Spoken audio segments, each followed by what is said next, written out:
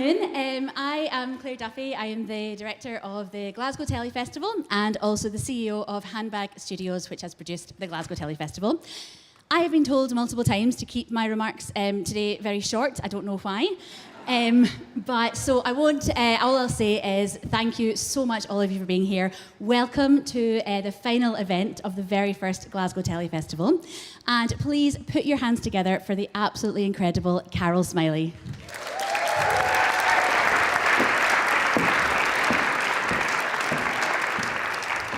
Thank you, Claire. So the whole idea behind this whole Glasgow Tellyfest is action. It seems that most creatives these days in the TV and film industry spend so much time at home, sitting in their rooms, in their flats alone, waiting for the phone to ring. But the best work comes from people who collaborate, who work together, bouncing ideas off of each other. It's how Hollywood started, apparently. Once upon a time, filmmakers grabbed cowboys off the street and improvised. We've not got cowboys today, but you'll be glad to know we've got wonderful actors. This is about creating our version of that over 100 years later, so welcome to Hollywood in the Barras. Over the past 4 days, as Claire said, over 50 one-minute pilots have been screened all across Glasgow and online. People have been voting for those that they would like to see more of. And already we've seen what a fantastic appetite there is for authentic, exciting Scottish drama. We had the Pick of the Pilots event on Thursday night. I don't know if any of you were there, at which stars of Still Game and Taggart picked the pilots that caught their eye, while the audience decided whether they agreed with them or not. And today is the culmination of a great weekend. Today is what we've dubbed open mic. 2 words that strike fear into the heart of any actor. But they needn't worry. This is not about improvising. It's about storytelling, with 2 actors, 1 writer and 1 director, all in the space of 2 to 3 minutes to tell that story. That's quite a feat. The scenes you're going to see today are not even 2 weeks old. We put the teams together. The writers had no idea who they were writing for. The actors had no idea what they'd be performing. And we challenged them to think fast and think on their feet, to collaborate and to share ideas, to come up with a brand new project that has the potential to be the next best thing in Scottish drama. They'll tell you what it was like themselves a little bit later on, but we think what it was like, what we created is such a fantastic setup in such a short time, and it's all come together. It's pretty special. So let's start with our first setup, written by Louise Stewart, directed by Robin Haig, and stars Joe McFadden and Shauna MacDonald. Now, everyone thinks you should have your life sorted by your 40s. But for recently dumped Lara and struggling actor Chris, this certainly is not the case. When the old school friends reunite in a drunken chance encounter, yeah, we've all been there, they decide the only logical answer to their life problems is to move in together. Plus One, it's called, and it's a heartwarming comedy drama that explores friendship, heartbreak, and not having a fucking clue what you're doing in your 40s. Take it away.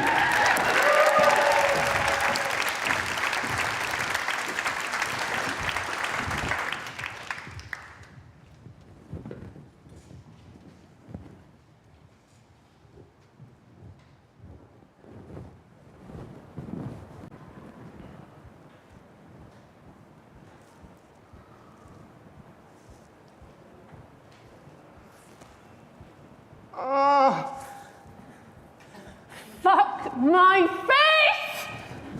I'd rather not. I mean, maybe if I was desperate, I could close my eyes and pretend you were Pedro Pascal. I give up. Love, I know this is an absolute shitter of a day for you, but it's going to be fine. We are going to have a great time.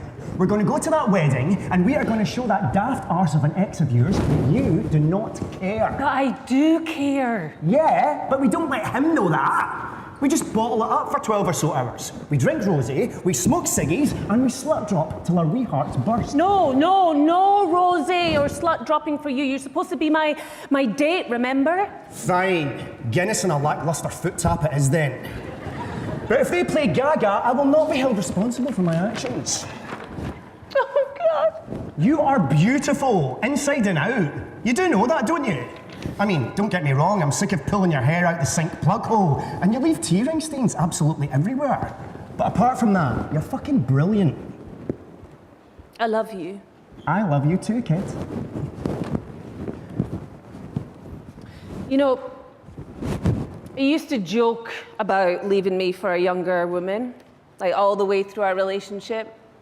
If I put a bit of weight on, or if I cut my hair too short, it's like, I'll trade you in. Hilarious. But I never thought he'd actually do it, though. 20 years.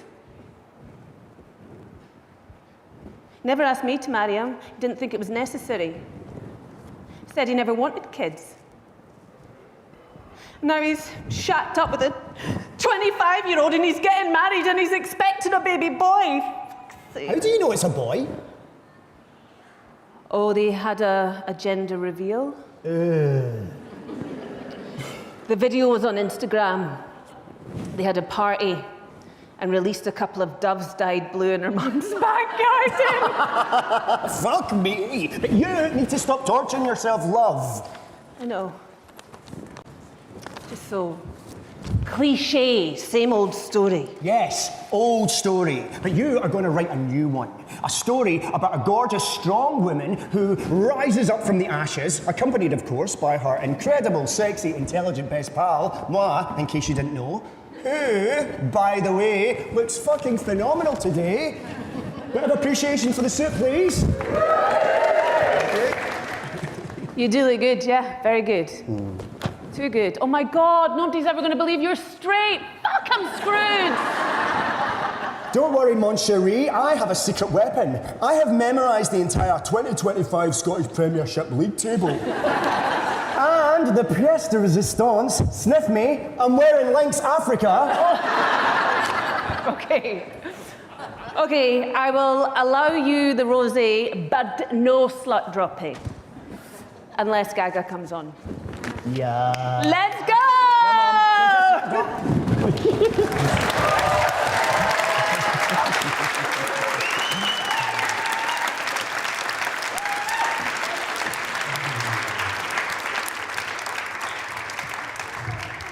Get your microphone. Oh, that's There we go. So, first one up, not always easy to do. Louise, tell me a little bit about how this all came about.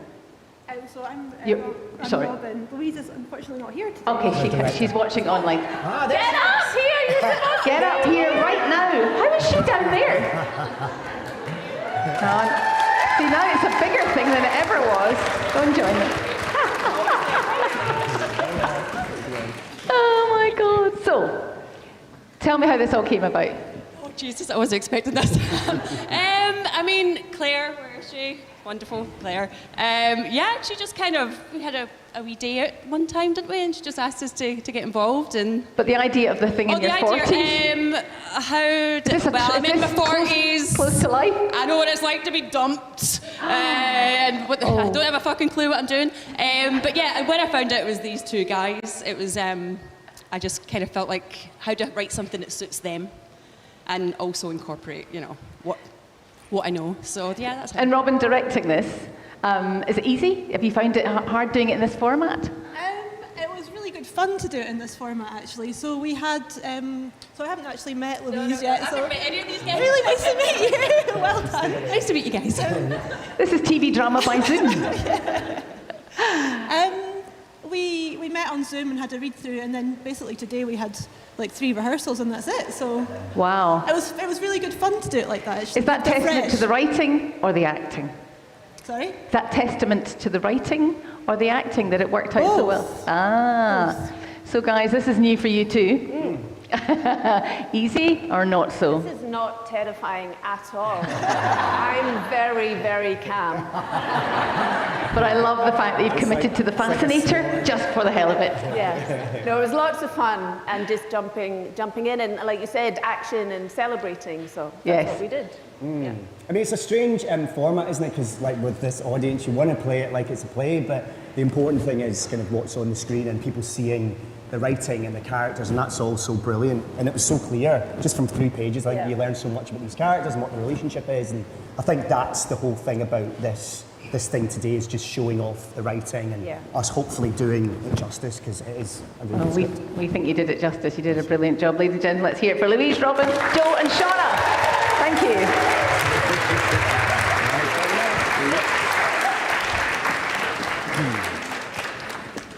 So our second short film is written by Simon Farquhar, who is watching online from London somewhere. He's a very busy boy. Directed by Alessio Avezzano and starring Kim Allan and Robin Laing. It's called Playtime. Very short scenario on this one. A siren at the school gates sounds alarm bells for Ross.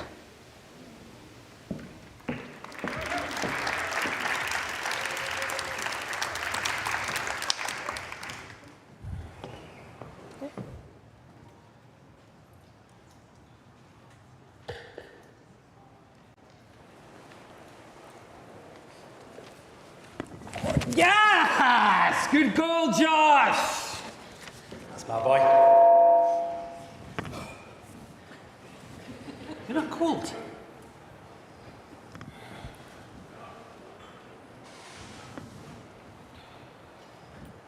Which one's yours? Oh, Peggy's not here. Huh? She can't play games at the moment. She's hurt herself. Oh. She'll be inside in the warm reading her book. She's a good wee reader. I'm Ross. Ilsa. Hi.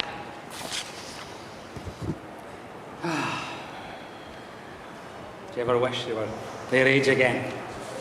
Nope. It's only ever men that want to be little and play with their toys again.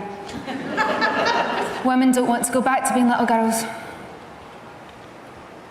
Yeah. Yeah, that's probably right. I'd never really thought about it like that. I don't want to go back. I want to go forward.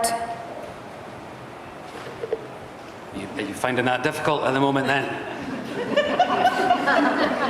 You would love to be a little boy again, wouldn't you?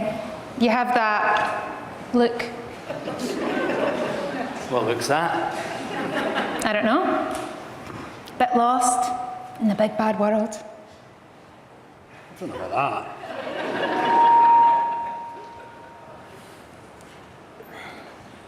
Life is a bit more dramatic at that age, isn't it? Not always in a good way, I suppose. You know, the terror of having not done your homework. I thought you'd see enough drama in your job. My job? You're the policeman, aren't you? How'd you know that? Peggy told me. Oh, and how did she know? Your boy told her. They're in the same class. Obviously very proud of his dad.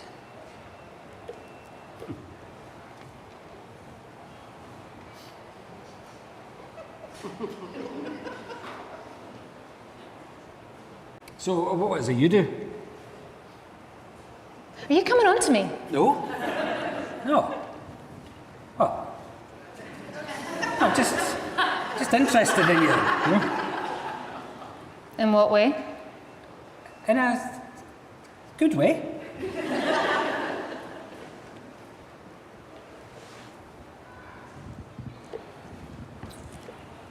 School's out.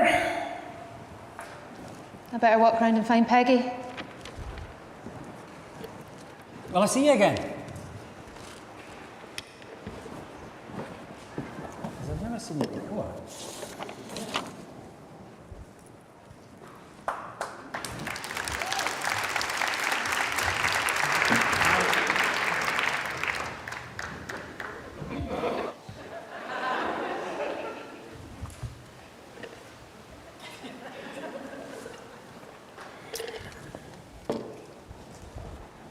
Hello. Hi.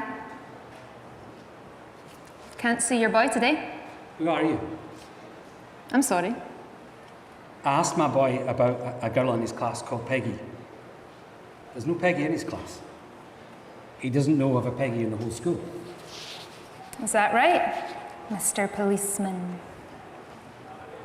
Someone told me there was a Peggy here a few years ago. Huh? What happened to her? She died. That's sad. Are you her mother? That's nice.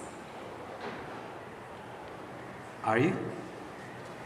Maybe I'm her. Look, how did you know what my job is? How did you know who I am? Look, I liked talking to you the other day. I liked you. You gave me this strange feeling. And now I'm thinking all kinds of things. Oh? Is this some kind of honey trap? Am I being set up for something? Or am I a ghost? Do I feel like a ghost? Who are you? Maybe I'll quite like being such a mystery. Are you getting fascinated? I think I need to stay away from you. But do you think you can? I thought you wanted a bit more drama in your life. So? Come with me then. Where to? Not far. I can't. I've got to wait for my boy. No, you haven't. He's not in school today, is he? Coming?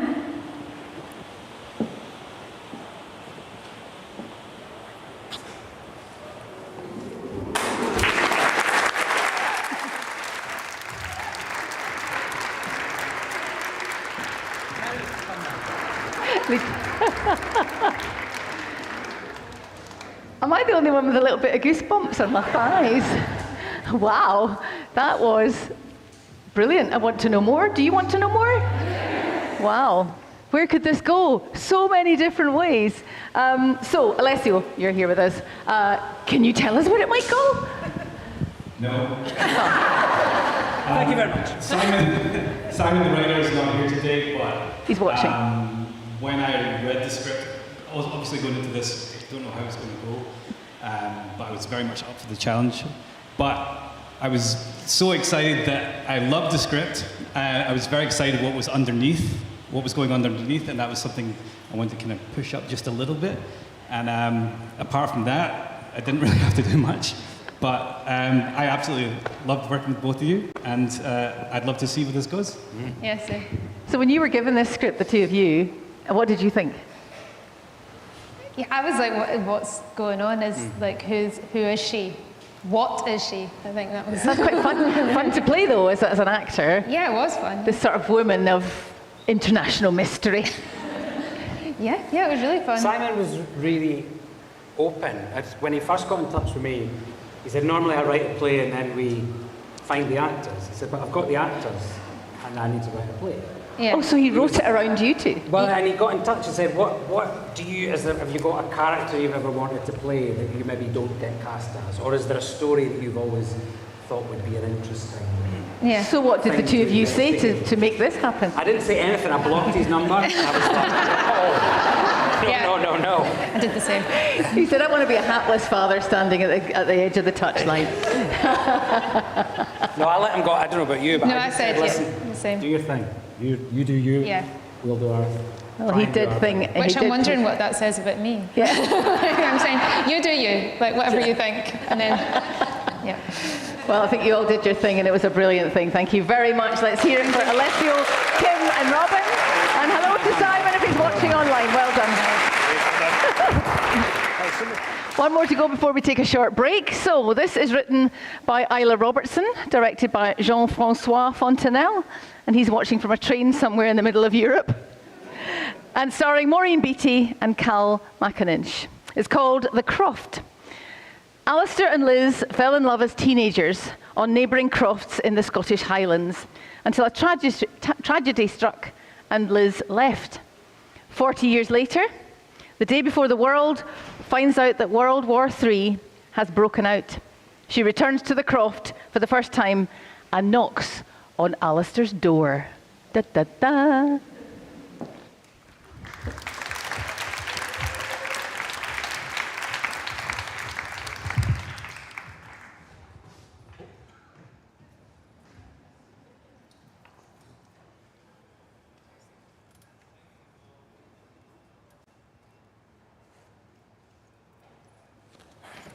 I said no. I need fuel. He's got fuel. If I don't go right now, someone else will get it. There must be somewhere else we can... Are you high? Surely, we can just manage on... Tea. You could have brought anything. But tea. Oats, pesticides, bullets even. But no, you brought tea. Fucking tea. I need it to sleep. If I can't get the generator going, those freezers, all that food will rot. And I need time, Liz. Time to get more land going. Do you honestly think that you're the only one who's going to come back here? Oh, Christ. Are you still trying to play the big local hero? Jesus, have you not grown up? You can't solve everything with sheer will. You never could. Donnie will be there with his trailer right now, nicking it all. You can't go to my dad's croft. Who do you think's been looking after it all these years? Do you even know how lonely he was? Wasn't my responsibility. You're all he had left. Could you really not have come back, even for the funeral? Please. Please don't go there. I can't go there. I can't take his fuel. But I can. He wished her dead.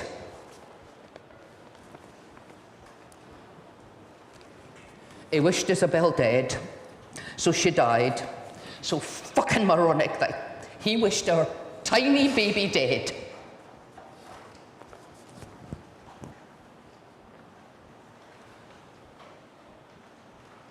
I'm still going to steal his fuel. We need it. Can you hear that? Drones.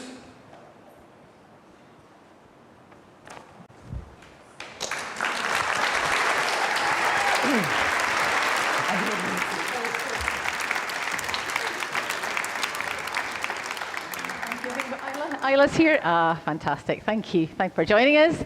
So, Isla, you were directing this. I'm writing. You wrote it. The director is on the train. How do you direct from a train? So you've had not a lot. You guys have not a lot of direction, but only online. Yes. Via Zoom. By the wonders of modern technology. Directed by computer. Is this the future? I think so. So tell me, the concept behind this, World War III. You're so young to be thinking about World War III. Yeah, I think I'm fascinated by how we're all just so willingly ploughing ahead into the digital age, and even with all the global politics going the way, I come from the Highlands. I was born in the Highlands, and we're still much more connected to land, but everywhere else we're just ploughing into this kind of digital age, cutting ourselves off from everything, and it just feels so dangerous. And yeah, so that it came from that kind of wanting people to wake up a bit, I suppose. And so you submitted it, and then you find out these two megastars are starring in it. How did that feel? Well, it was the other way around, actually. It came kind of from these two.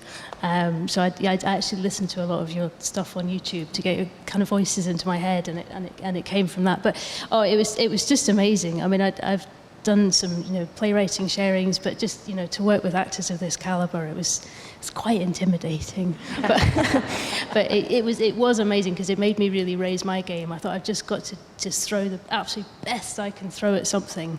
And it's been fantastic getting to collaborate, and with Jean-Francois as well.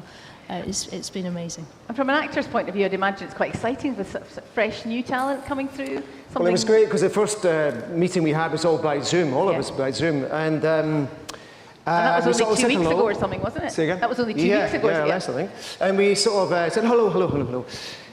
And then it was silence. And then Isla said, he said, so, do any of you have any ideas? And the director said, actually, you're the writer. Do you have any ideas? And then you said, I don't know, I've got this one little idea. And she told us this. And we just went, oh my God, that's brilliant. And then to see the script that came out of it was just stunning. It's brilliant. We just said, just write it now. Yeah, please. Yeah. Well, you did a brilliant job, all of you. Thank you so much. Let's put your hands together, please, for Isla, Jean-François, Maureen and Allan. So 3 down, 3 to go. We're going to take a short break now, about 20 minutes or so, while we take a look at a selection of our 1-minute pilots that were voted by the general viewing public. When they watched these in pubs and bars around Glasgow, how sober they were, I have no idea.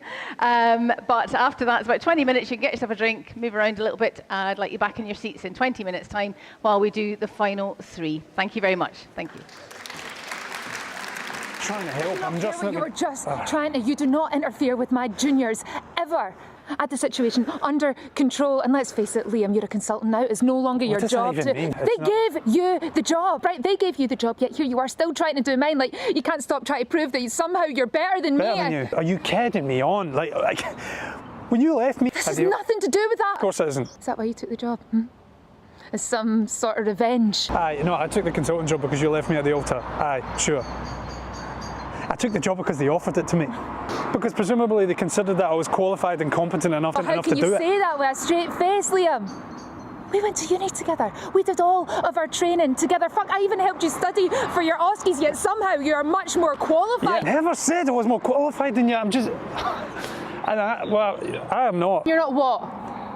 I nearly lost a patient today because I misunderstood. Well, actually, I never listened properly. All right? I'm sorry.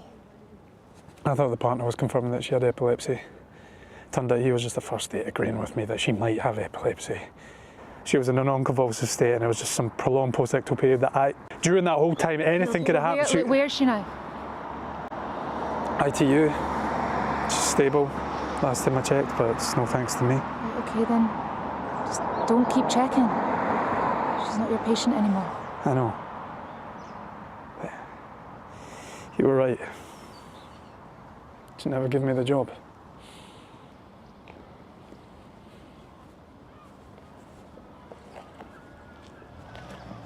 Oh mate, mad night. Okay, so I've lost my phone. I was chatting to quite a nice guy, I think. Then I came back and he wasn't there. Then I got chucked out. Can't remember anything. But I've lost my phone. Okay, I'm so sorry about the extremely drunken message last night. Obviously I haven't lost my phone because I was actually talking to you on it. That's how bad I was. I have lost my coat and my wallet, so I'm going to have to remember where I was and see if I can find it there. Catch you later. Okay, I found my coat. It was hanging on a hook in this bar and I don't know what to do. But I got the coat, I walked out, I'm walking down the street, I checked to see my wallet's still in it and my cards. Mate, there's a gun in the pocket. I don't know what... Is someone... I don't know what to do. I don't know whether it's loaded. I'm going to Google how you can tell. Oh, Jesus. Okay, it is loaded. Look, I can't just dump it. What if some kid finds it? Or what if someone knows I've got it? I've just remembered. Oh, God. Before I found my coat, I gave the pub my name and number in case it turned up. I've not left the flat all day. Look, mate, I know you must have got my last messages. Can you reply? I've got to go out now. I'm going to take it with me. Just in case anyone... I mean, I'd never use it. It's just in case.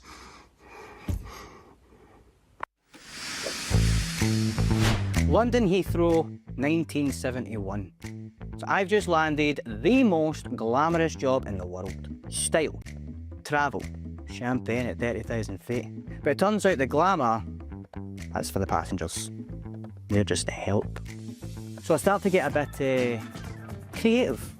Sell the complimentary drinks to folk in the cheap seats, mark up the duty free and pocket the difference. I mean, the airline is never going to notice what it didn't know it had. If you don't play the game plays you. When the rich are getting richer, we need to get smarter. Do you want to know the craziest thing? This is a true story. Well, some of it. That's the thing about a good lie. Doesn't matter if it's true, as long as you can sell it. Welcome aboard.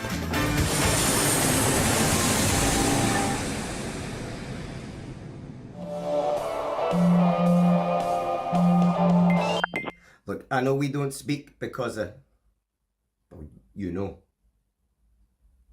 But I think when I look back, I just see sweat. Tons of sweat.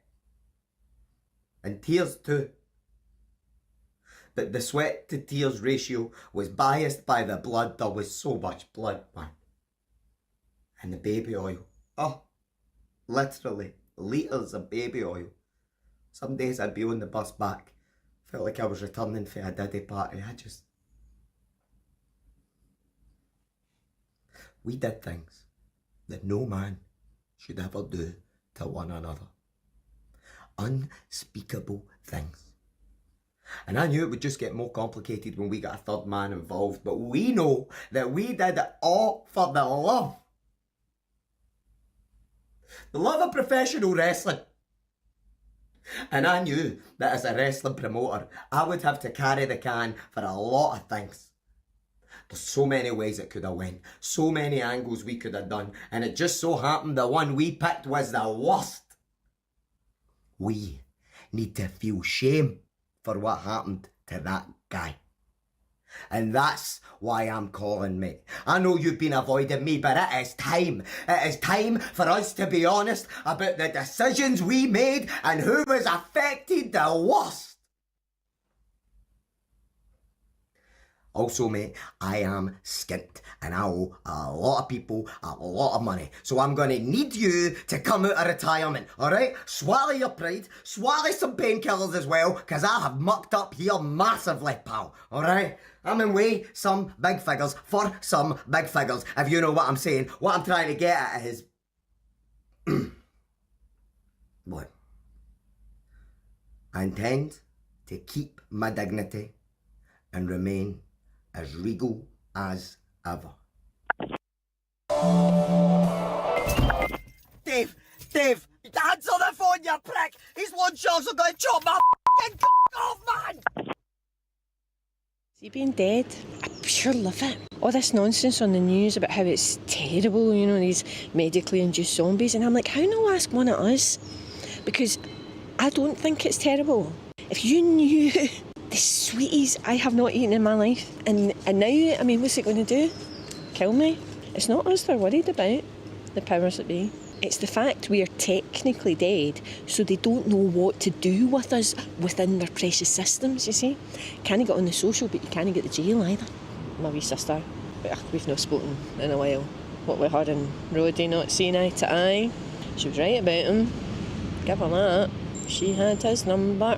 But I believed him when he said he loved me, which he did every time, even the last time, greeting about how beautiful I was and how much he loved me, and I'm like, wow, it's a wee bit too little too late, isn't it? I just feel like it'd be rude not to murder him at this point. Fair's fair. He started it. Mr. Sprout, I'm Indy, the painter. Your wife said it'd be okay to come by at 8 o'clock. Aye. Come on in. Okay to park my stuff there? Hold on a minute. Are you... Fucking hell! Electric Ian's in my house. I saw you at Night Moves. It was my first gig. April 14, 1987. Was it? It was amazing. I mean, the sound was shit, but you looked magic. So what are you doing painting houses? I've got a living, do you know what I mean? I know, but this... Shouldn't you be playing gigs or festivals, even Rewind? That's all behind me. Do you mind if I just... You were on Top of the Pops. Aye, twice. Aye. Adore Me. That was it. What a banger. Now, how did you go from Top of the Pops to painting houses? Look, we got shafted in the publishing deal, right? And I was on the bones of my arse for a couple of years. Then my dad wasn't well, so I needed to... Abhor me, adore me, but please don't ignore me. That was it, wasn't it? That wasn't it. Well, you do it. Look, do you mind if I just do the job that was... Come on, just do it. Electric Ian's in my house, you can't no do it. Adore me, but for God's sake, don't ignore me. That's brilliant. Right, but do it properly, do the dance. I'm a painter. No, you're not. You're Electric Ian. Come on, do it with the dance. I'm not doing the fucking dance. I'll give you an extra 50 quid. 100.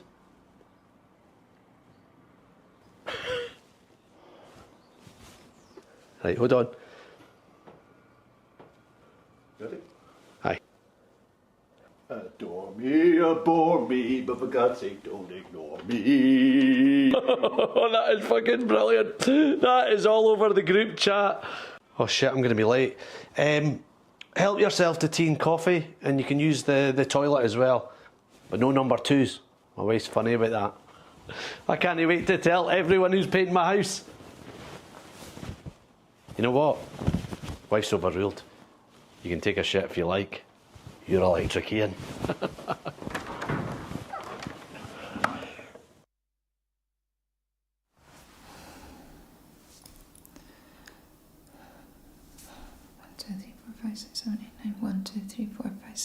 Nine. It's been 9 years. But she's not why I'm here. This isn't about that. Her. I can see this is difficult for you. It's not difficult. It's just irrelevant. Well, it's just not everything is about her, despite what she thinks. Fuck. Even one therapy session.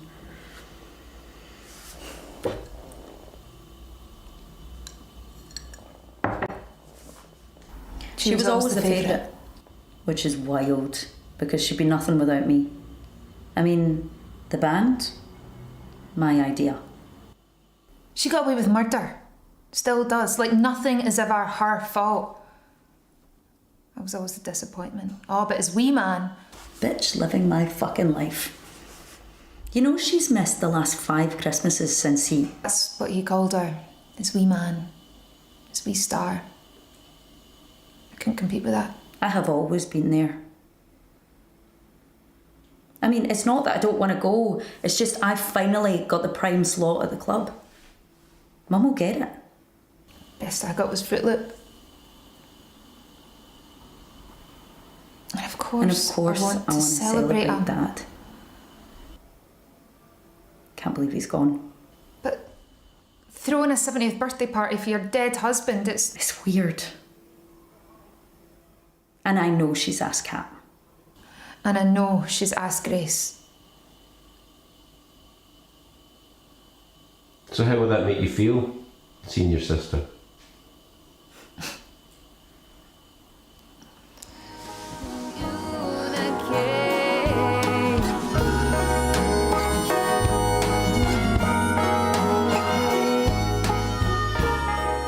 Day one of making videos to tell her how much I love her until she takes me back. I'm driving to Boston, but I had to pull over.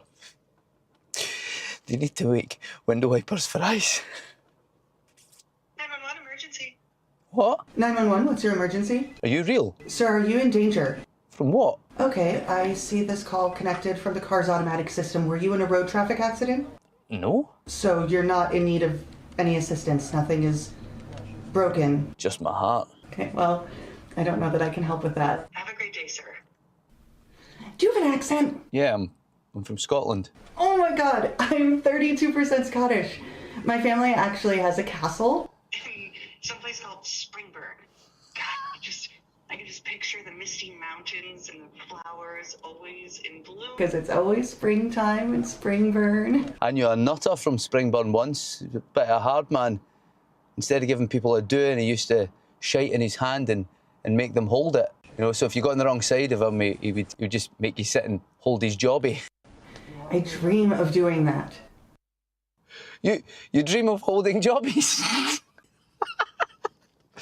Oh, are you single, doll? I did warn him. Several times. Several. And it might not sound like a big deal to you, but I've had to deal with it my whole life. My name is Robert. Not Rob, not Robbie, and certainly not Bobby. But he just kept insisting. Bobby, Bobby. Hey, Bobby, get a drink with the lads, Bobby. Hey, Bobby, why don't you show the lads your collection, Bobby, Bobby, Bobby. If he had just used my real name and shown me a little respect, then... well, I might not have done what I did. What I had to do. But here we are.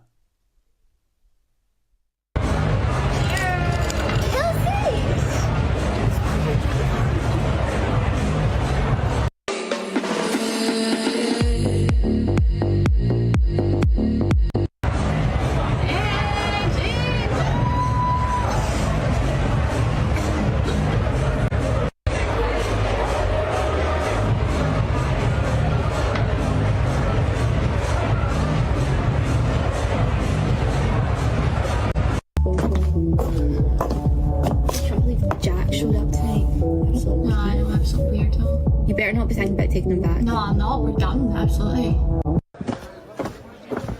Elsie, where? Go away, Jack. She doesn't want to talk to you.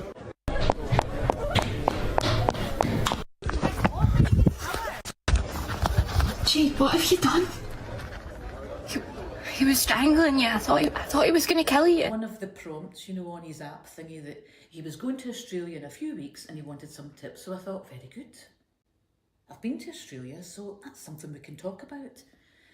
So I go on the date and he was all right. Bit quiet. But I thought, oh, he'll warm up. So I'm telling him all about climbing the harbour bridge and going on the neighbours tour, and he suddenly said, I've heard the world's largest earthworm is on display in Melbourne. A worm. He's going all the way to Australia to see a worm. I've got hunters in my back garden, pal. Just give me the price of the flight. And then he accused me of being a gold digger. And I thought, in the name of... I should just have left then. I should just have got up and walked out, because the next thing he brought up was that flaming documentary. He said he didn't need a documentary to tell him what happened to Alex. He knew fine it was the girlfriend. Heard that went to the press before he was even cold, he said. Women always get away with that kind of thing, he said. I should just have told him it was me. Just to see the look on his ugly face. Never bothered, but he's no worth it. Him and his bloody worm.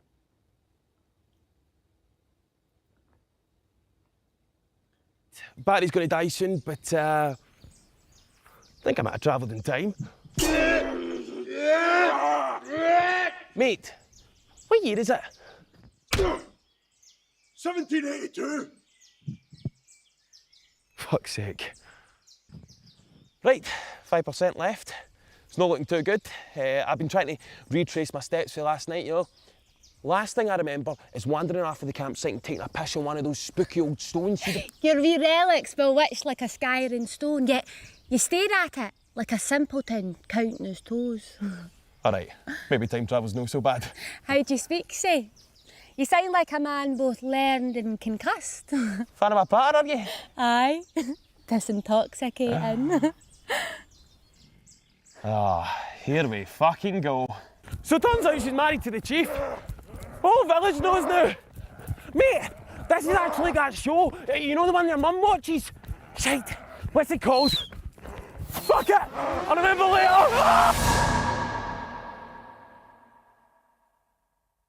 Dr. Alsop, please, just one.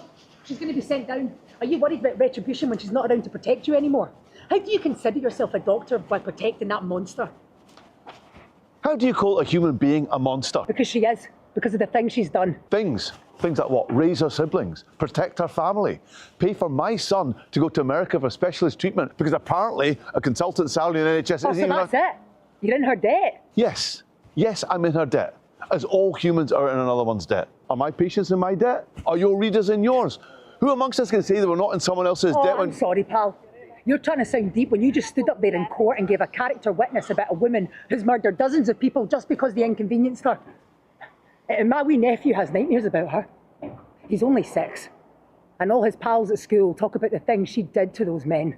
What if she hurt somebody you love? She has. Hi, folks. I don't have much time, okay? But I need you to know what's going on here. I need to show you this. Do you see? They're dying. All of them. They're dying.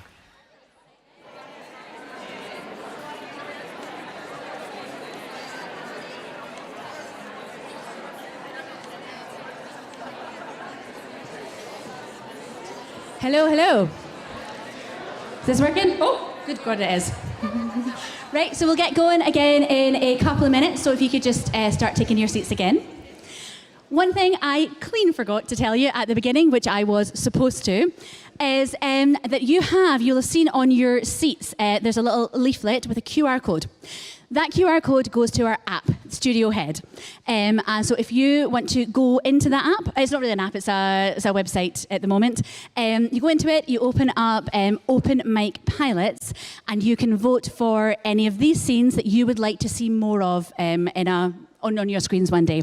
So the idea is, don't overthink it, don't worry about it too much. You don't have to give any detailed feedback, or it's not a competition. You can vote for all of them if you would like, that's absolutely fine. You want to just kind of imagine that you are flicking around the TV, back in the days where we used to do that. If you came across any of these scenes, would you go, oh, I'll stay and watch this?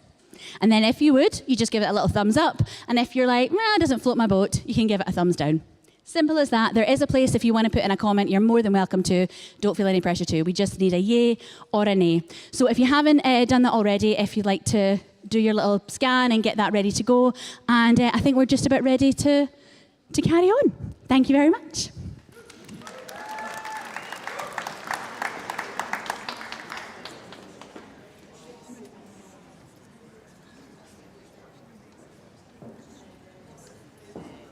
Okay. 3 more setups to do. Our next one is written by Helen Bang, directed by Ryan Dewar, and starring once again Maureen Beattie and Shauna MacDonald. It's called He Said, She Said, and it's about a female barrister battling misogyny in the legal system and her demons at home.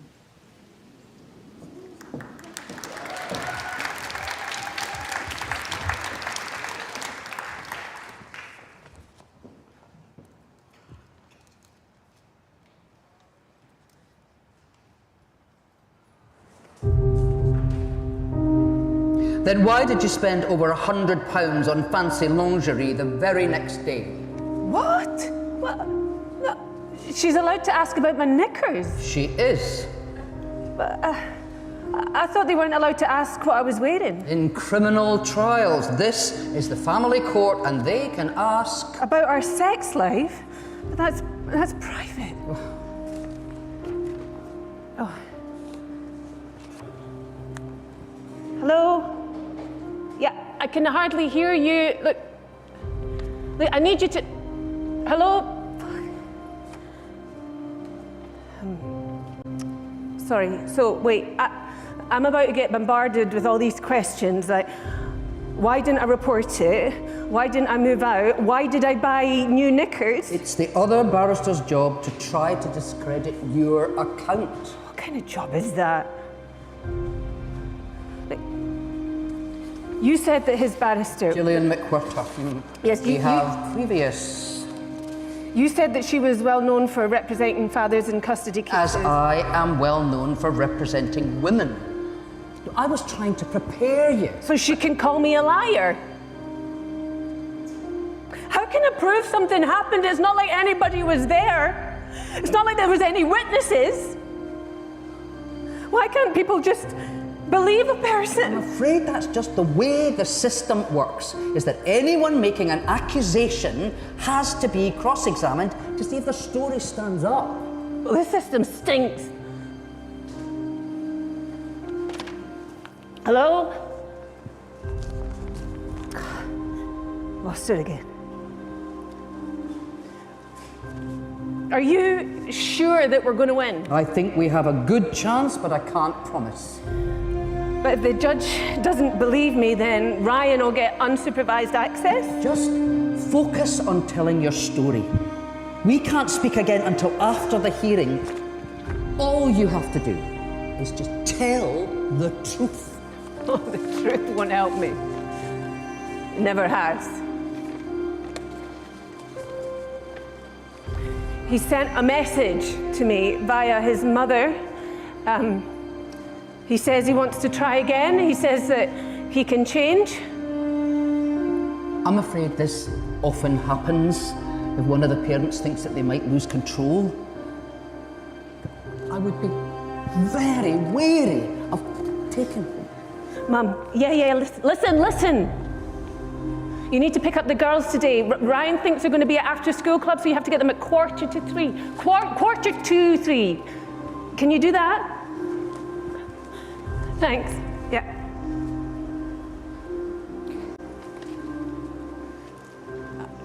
I want to withdraw the rape allegation. Well, then the judge will grant him contact rights. You said that you didn't want that. If the judge doesn't believe me, then he will be able to have the girls on his own. Yes? They're ready for us now. But if I am always with them, then I can protect the girls. But what about you? Will you be safe? And from what you've told me, I don't think so. Can you guarantee that we will win, like 100%? No. No one can.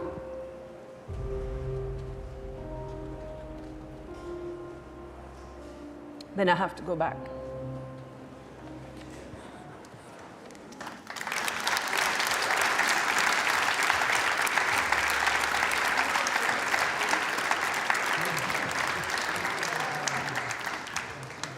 Do we have Helen and Ryan up here? Writer and director. Thank you. So, she's a well-known barrister. I believe Maureen was a barrister because I've seen her in so many barrister roles. Tell me about this whole setup. Why is she battling demons at home? Oh, I think there might be lots of problems there. I wonder whether she's maybe gone back to this career after a break and finds it hasn't changed that much. I've been interested for years in this family court system, which is very secretive and media aren't allowed in, and making massive decisions about people's futures that they then maybe can't really challenge in some way. So I thought that's an interesting thing to investigate. When you were writing this, did you have to do lots of research in the legal system on what the chances were of a case like this coming up and how it would fall? Not so far, because it's only been 2 weeks, and yes, it was a brand new idea that I hadn't worked on at all. So obviously, if it goes further, there will be a lot of work required there. But in the meantime, they're just old things I'd read over the years, different stories, and some things in my in-laws' family that had happened, and where you suddenly discover grandparents don't have any rights at all. Actually, that's true. Ryan, how did you find directing this? Yeah, it was just really interesting just to go through what the characters might be in a longer story, and that idea that perhaps Maureen's character kind of went through something and didn't get justice, and that she comes upon these women who have these opportunities to do something or do the right thing, but obviously you've got this protective nature of being a mother, and the family court thing is just really messy and just interesting. So it was great kind of to tackle that, and a kind of idea that springboarded off just the initial conversation we had. Yeah. Seemed to be the thing that we all went, yeah, that one. That was good. Rape is a very touchy, difficult subject to cover properly and sensitively. Is it something you two have done before in other dramas? I think I've been a lawyer. I don't think I've been at the harsh end of this coercive control that we're touching on. But, everybody knows somebody who has, and everybody knows someone who's going through a horrible family court situation in custody. So we had a really great open conversation over Zoom about things we knew and things that really touched us and made us angry, and the unfairness, and sort of grew from there. I mean, you were right. I have played many a barrister in my time, and I've always got people off. Yay! So, as a side, career. But I've also heard quite a lot of doctors and nurses do not faint in my presence. I'm saying that because whenever I do, like good actors that we are, we go and we do a bit of research. And the family court stuff and this kind of thing, every time I've gone, the woman has been persuaded by the man to come back and try one more time. Wow. And it happens, you probably know, it happens again and again and again, and it's just that this time it will be different. So it was really nice to just open the door on that story, just ever so slightly to shine a light on that very important subject. No pressure, Helen, to make sure that this time it is different. Has Maureen got to lose the case? Brilliantly told, ladies and gentlemen. Let's hear it for Helen, Ryan, Maureen and Shauna.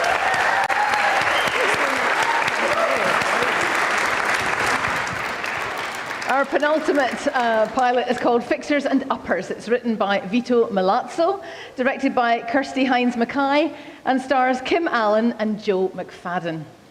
Here's the synopsis. Eddie and Helen are a couple running a struggling interior design business. Things are looking up when Eddie's rich old pal Mike asks him to quote, but then quickly escalates when Mike is revealed to be a big-time drug dealer. And Helen accidentally kills him while trying to cut a carpet sample with a Stanley knife, as you do. The scene picks up just as Mike's body hits the floor.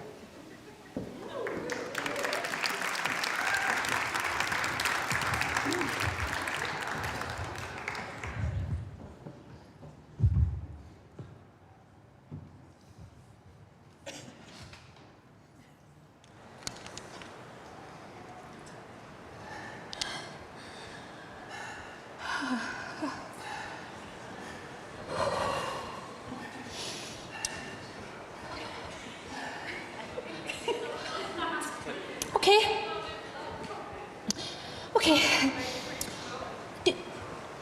Do you think we should call the police? Yeah, just phone the police and say we unalived him by accident. There are three things the police wouldn't trust right now. A doctor that smokes, a bald barber, and that story. But it's... No, we did him, and now someone will do us. Yeah, of course. The laws of the jungle. No, don't say that. It makes you sound even more posh. Where is that rug that you showed him? Babe, come on. Look, it's happened. Just put the knife away, please. Look, you didn't mean it. He was being aggressive and you were, I don't know, shooing him away. Yeah. Okay, yeah, you're right. Thanks, babe. That's what you tell the police if they ask you. Right. Okay, so, yeah, the rug, it's right here, so, what are we going to do? We stick him in it, then we clean the place up with a bit of bleach. Is it bleach? I think so. Okay. Do not Google how to clean a crime scene. I'm not. I'm just going to watch the bit in Breaking Bad where they get rid of the body. Do not watch Breaking Bad. Is this because you prefer The Wire? Are you in shock? Shock, okay, yeah, I get it. Silly little Helen, she can't hold it together because her hubby's pal needed his new gaff kitted out, but it turns out her hubby's pal is actually a major drug dealer. And now her husband suddenly knows which shows are best to watch to help get rid of the body. All right, brilliant, we're doing this, are we? Aye, okay. Well, if someone hadn't spent our entire business loan on an opening night at a fucking castle, and then spent more on flowers than Elton John has for his entire life, then maybe, just fucking maybe, we wouldn't have had to say yes to Michael, the psycho. Daddy paid for half the castle. And it wasn't even a castle. It was just a big house. Please, Helen, rug. Okay, look, I'm sorry. It's fine. This is an us problem. Oh wait, if that is his phone, we should take it and lose it so they can't trace it. Good shout. Okay, so, let's roll him. No, I think I should say a few words. Mike. Oh, I'm getting the bleach. Look, I'm sorry, mate. You deserve more than all this. And look, about that tenner you owe me, look, just forget about it, okay? Eddie, it's not under the sink. I mean, seriously, the state of these cupboards, man needs Murray condo ASAP. I mean, where else do you think it could be? Helen, I do not... For fuck's sake. Hello? Yes? Tommy, my man, of course it's me. Aye, always good to hear from you. My sister? No, she's still married and living in Oz. Mike? No, he's not about. Why have I got his phone? Listen, man, something came up with Mike. He had to crash out. He's half cut. And he had to go out for a bit. No, to the shops. He's going to Morocco, mate. He asked me to do a bit of work for him. Am I coming tonight? Aye, defo. Where is it we're meeting again? No, mate, I'm not after your car. Look, I'm not taking anything over. When I said I was out, I meant it. Out of what? Look, just so I know, what is your cut exactly? 30%? And we get the rest? Aye, mate, that is indeed a fuckload of money. Yeah, okay, I'll see you there. Yes, I've still got my piece. Aye, mate, my mod's grand. She was asking after you, actually. She saw your mod in the shop. See you later. I picked up the wrong fucking phone. There are so many questions, so little time. We need to hurry up. I've got an appointment at the shop at 2 o'clock. That's the thing, actually. We might not be interior decorators anymore. What the hell are you on about? I think we might have to be drug dealers now. My mother warned me about you.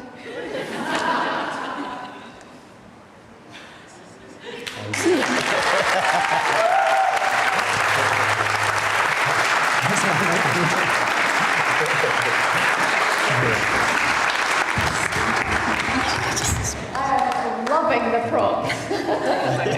So many I'll never look at Lawrence Llewellyn Bowen the same way ever again.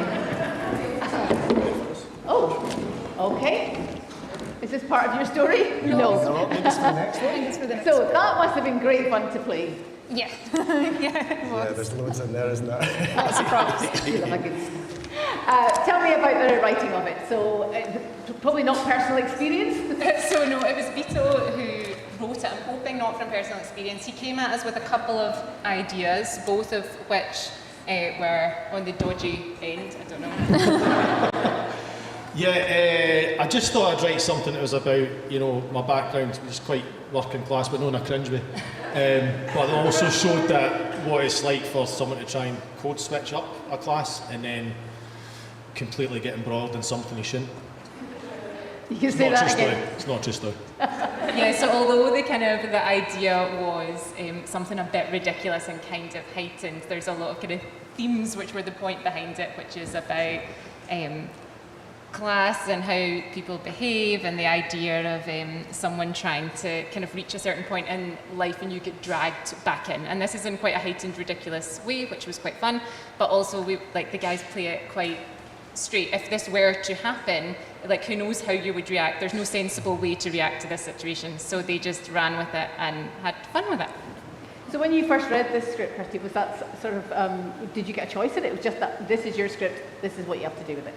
We had a quick chat, Vito and I, on the phone, and I said, what are the kind of ideas that you have? And I went through the ideas, and one of them, Kirsty went, absolutely fucking no. And so this was the other one.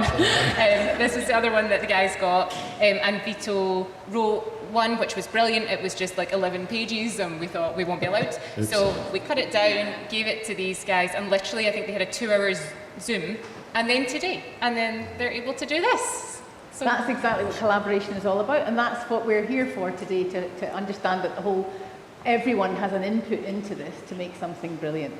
Well done. Fantastic. Ladies and gentlemen, Vito, Kirsty, Kim and Joe. Please show me one. And finally, written by Rosie Toner, directed by Elizabeth Gustafson, and telling the story is once again Cal MacAninch. I knew I was going to get your name. MacAninch? MacAninch. And I'll take a mile. And Robin Laing. It's called Mediation. clearly why the seats are here now. A brilliant but troubled mediator, Eddie expertly resolves other people's, from corporate feuds to family meltdowns, while his own life unravels under the weight of drug addiction, a father with dementia, a vanished sister, and the wreckage of a failed relationship. As he fights to fix others, can he ever fix himself?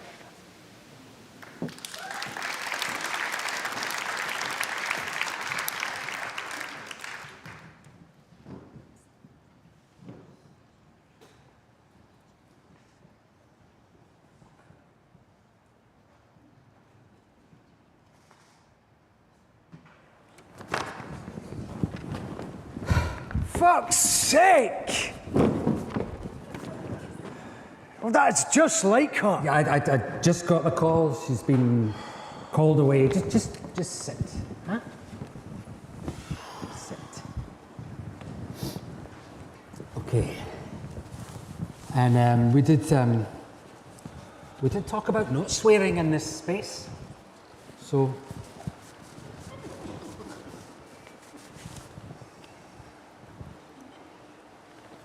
Look, we could spend the time constructively, huh? Just concentrate on you. I don't want to be here. It was her idea. She's even got the kids siding with her. Yeah, look, you're making her the offender again, and you the victim. We did cover that in the last session, John. Remember, we were refocusing the issue, which is access to your kids. She's such a fucking liar. Will this go in my favour? What? Mediation's impartial. So, and we need to stop the labelling and the swearing, eh?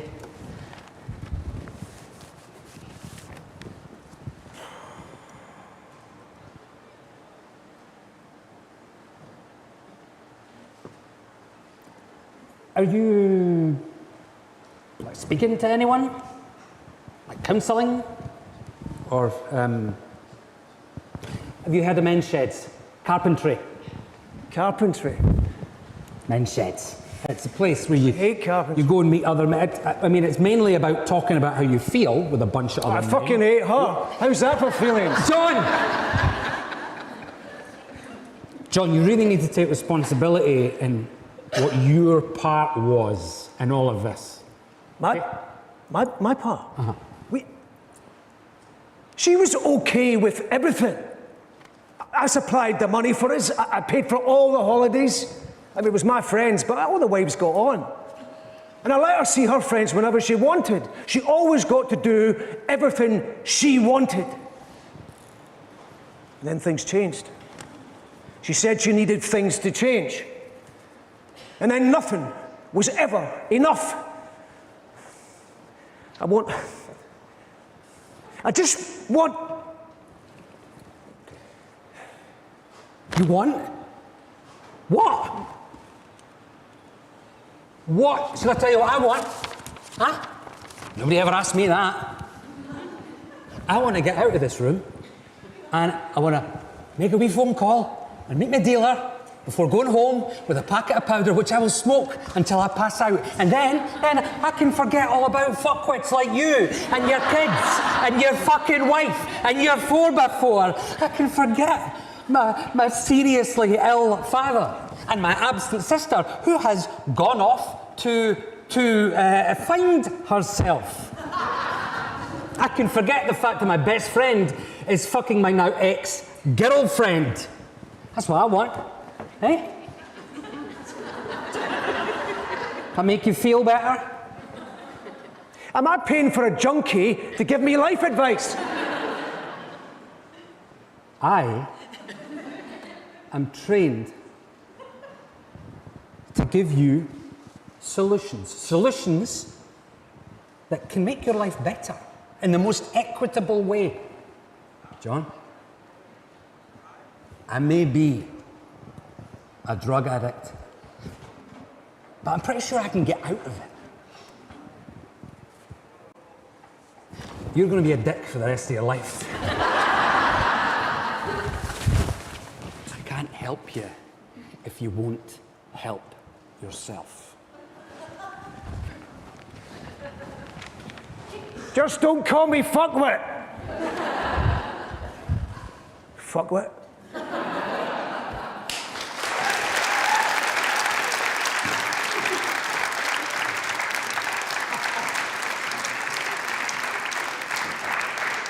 Brilliant. Up you come, Rosie and Elizabeth. Is Elizabeth here? No, she's not here, so it's just Rosie.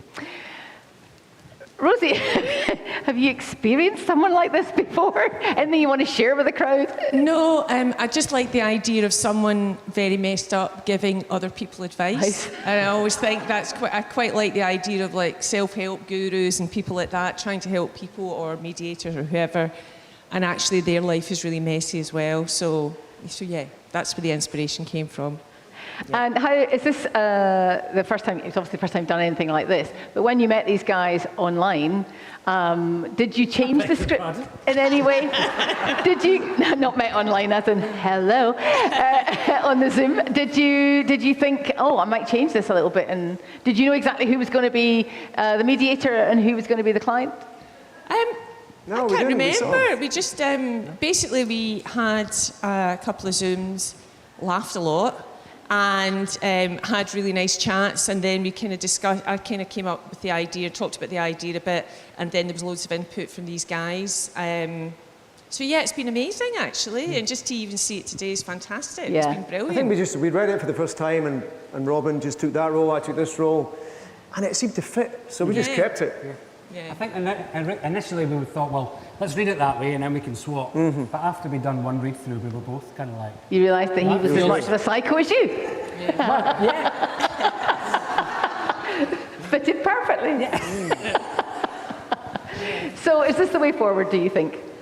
Collaborative like this? Yeah. I mean, I'd love to do more with this. Obviously, I'd love to build on it because I think there's so many. It's almost like every week you'd have a different client almost coming in, but all the other stories with Eddie running all the way through it. So yeah, it's definitely something I'm working on just now. So, but the collaboration's been fantastic, and just getting the almost the permission from Claire to do this and get the, instead of sitting, as she said, in a room with a laptop trying to work something out, to actually get it on its feet has been fantastic. It's just amazing. So, yeah. And how brilliant you got two such amazing actors. I know. Make your dream come true. Exactly. It's been fantastic. I'll pay you later. Brilliant. Thank you so much. Let's hear it for Rosie, Elizabeth, Cal, and Robin.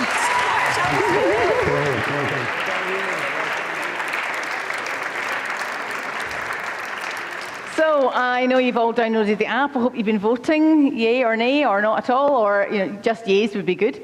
That's it. 6 pilots, 6 directors, and 6 writers, told by 6 actors, which will make it Scotland's new drama. Perhaps the creator of this whole event will have the answers. Please welcome back on the stage, Claire Duffy. Come on. Are we sitting? Shall we sit as we've got props? Let's get comfy. Let's use use the the props props and get our money. Yeah, I better get comfy because you are chatty. Chatty. So has it been all that you hoped for? Oh, honestly, yes, and more. It's been unbelievable when I think about the fact that I came up with this idea less than 6 months ago, and I just thought it has to happen. I think it's so important. I mean, you've seen today the incredible talent that we have here that is criminally underused at the moment, and I just thought there has to be something that we can do about it. And I thought, what about a festival? And here we all are. It's unbelievable. Honestly, all morning I've just been wandering around going, they're all terrified of me at this point, which is completely fair. No, they're not. So you've been a screenwriter and an author, still are, and you've launched your own production companies. You said Handbag Studios. What drove you to do this in the first place? What in 6 months ago were you thinking when you phoned me? And I went, whoa. And we went for a dog walk. Yes, it was a dog walk. It was around Queen's Park, and I was like, well, I have this idea. I'm still picking up shit at this point. And it took us, I think, a turn of Queen's Park to decide, to understand what the hell she was talking about. She calmed down and it all became clear. And it's all real, and here we are. And I mean, I think where it came from was just the fact that it had to be done. I think that there's a lot of people obviously in the industry here today, and I think watching at home as well. And I think all of us know that it's not working right now for any of us. And it's an interesting thing actually, because throughout this whole process, a lot of people have been saying to me, oh, you're creating a way for people to get into the industry. And I've been going, actually, no, not exactly. Like, yes, partly, but actually more than that, I want to create an industry that's worth people getting into. Because I think that's the real problem, that so many of us are like, once I get in, once I get that one job, once I get that one script bought, then that'll be me. And there's no me right now in the industry in general, and particularly not in Scotland. And as you've seen today, there's so much incredible talent just sort of sitting there, and so many stories that I think audiences would be enjoying, would be loving. I think all of you would agree with me. You've seen the 6 today. Wouldn't you love to see 6 or 10 hours of every single one of those? Mm-hmm. Yes. Which, speaking of which, if you go into the Studio Head app and vote and tell us that, then we can actually do something to help make that happen. That also counts for anyone who's watching at home in any country. Go in, get voting, tell us what an appetite there is for authentic Scottish stories, and then we can do something about it. So what's next, and how are you going to make that happen? When you get that winning one, or top voted one, how are you going to make it happen? Oh, that's a big question. It's a big question. I want to know. So there's a few different ways, and we'll kind of sort of see how each stage of the process goes. But the really important thing is, every commissioner, every channel, whether they are BBC Scotland or Netflix or anybody else, they want to know that there's audience appetite. When they read a script, they don't even care if it's good, really. They want to know, will audiences enjoy this? Do audiences want to watch this? That's their business. That's their job. I get that. So what we're trying to do is take the guesswork out of that, and we'll be able to say, look, audiences do want that. They've asked for it. They've watched the pilot in the app. They've press the thumbs up, and they've maybe put in a comment. So once we can kind of prove that, then there's quite a lot of different opportunities we can give the projects. And that is including going back to commissioners and saying, look, here is one that you must take seriously, because all these people in pubs all over the city this weekend, all the people in this room, all the people at home watching YouTube have said, yes, I want this. So you can't argue with that. You can't say, is it too Scottish? Is it too Glasgow? Is it too this? Is it too that? No. Look, we can prove it. So that's kind of where it all starts with, and then after that, it's just a question of, it's just really the practicalities. As you can see, everyone's here is ready and waiting to make the next stage happen. It's just about proving that audience, which then brings the production financing, and then off we go. The new Hollywood. In an interactive world, it's quite astonishing this hasn't happened already. It's nuts. Honestly, as soon as I thought of it, I was like, this must exist. It has to. And there's versions of it. There's different apps where people try to predict what audiences want. There's obviously trend predictors and things like that. I think what's really different about what we're doing is that a lot of them, so there are various services and apps where you can upload like a pitch or a pitch deck or an outline or something like that. The problem is that audiences at home who aren't in the industry don't really care about outlines. They don't really get what that could be. The difference, I think, in what we're doing is that we're actually showing them a clip of what it could be. We're actually showing them part of the story. We're showing them the characters. And so you don't have to be in the industry to kind of understand it. And so I think that's the kind of the unique bit that, I totally agree. I think it is bonkers that no one else has been doing it. I keep waiting for someone to go, hold on a minute. But it's been quite a few months now, and I think we're onto something. And there was me thinking, from here on now, you're going to go and lie down in a darkened room. But actually, this is where the hard work starts, after this. Pretty much, yes. Don't get me wrong, there will be a darkened room and there'll be lots of wine first. Nobody phone me for the next few. No text, there'll be nothing for, give me a little while. But yeah, exactly. This festival was always a starting gun and it was, I always knew, and in a strange way, and even though it's been loads of work, it's been so much fun as well. Everyone who's helped and who's got involved have just been so incredible. I've been thoroughly enjoying it, but I've also known that in some ways this is the easy part. This is the part where there was no real expectations, because no one knew what a Glasgow Telly Festival was, and now you do, and now I have to make it better from here on in. So I've always said, in a lot of ways, the real pressure starts tomorrow, which is fine because I'll be drunk, so it's not a problem.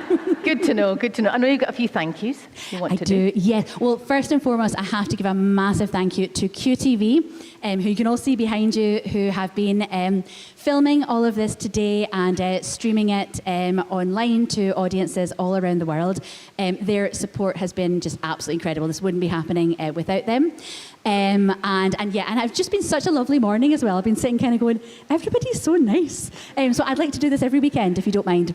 So yeah, a massive, massive thank you to QTV. A massive thank you also, I think he is behind, still working very hard on this, to Michael Hines, who has just been such an incredible support from day one. He was one of the first people that I phoned up and said, I've got this mad idea. Do you want to help? I think it might even be before our dog walk, actually, maybe. And he just went, yeah, cool, what can I do? And I went, well, are you doing anything on Sunday the 1st of June? There might be some. And also, I have to give a shout out as well to the Glasgow Girls Club and our fearless leader, Lorna McGuinness, who has been one of our main sponsors, and also just such an incredible support to the festival in general and to me personally. And also Kyle, who's still working hard taking pictures of Production House, who has done all of our social media over this weekend, all the brilliant reels you've been seeing. That's all from Kyle, and he's been absolutely fantastic. So, yes. Well done. I think the actors themselves want to say a little or give a little something. Maureen, up you come. Let's hear it for Claire Duffy. So, ladies and gentlemen, as always happens in these situations, you know, the person who's responsible ends up going home and we go, oh, we never said thank you to. This has been absolutely extraordinary, hasn't it? 4 days of unbelievable creativity, terror, and glamour, wonderfulness. And I remember, as we all do, the first time somebody said to me, in fact, you're here, stand up. The woman who said to me, could you possibly have a discussion? There she is there. I'm after you. And then had a conversation with Claire about how this was all going to... I'm not going to bang on because you want to have a drink and have a talk to Claire and give her a hug and tell her how fabulous she is. And she is fabulous. But we, as a little group within the bigger group, wanted to... Helen, are you there? Helen, and we've got a card and flowers for you to say thank you so much.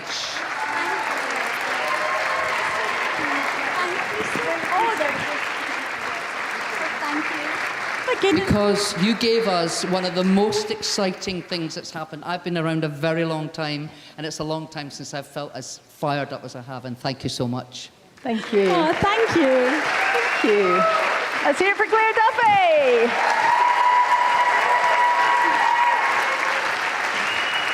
Thank you. You're going to have me greeting? No, you don't greet easily. You're hard as nails. Thank you.